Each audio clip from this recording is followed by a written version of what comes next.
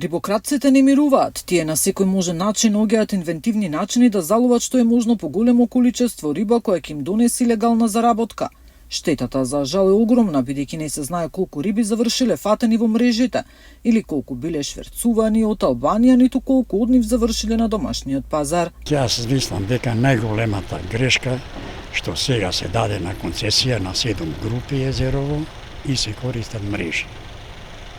Јас во мојата книга која напишав за Охридскава пастамка, најголемата несреќа беа високите летеќи мрежи, а исто така и сега што се користат мрежи, затоа пастамкава треба да има контакт со плашицава, да ја користи во исхраната, за да створи икра.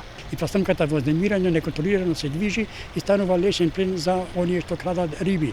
Рибниот фонд секоја година трпи огромни загуби поради немилосрдното ловење на пастрамката и белвицата, кои за жал ги има се поретко.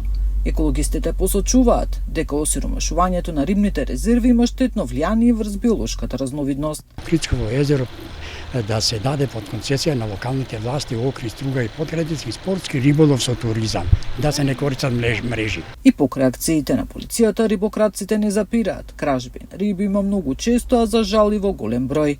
Нина Ритоновска, Сител телевизија.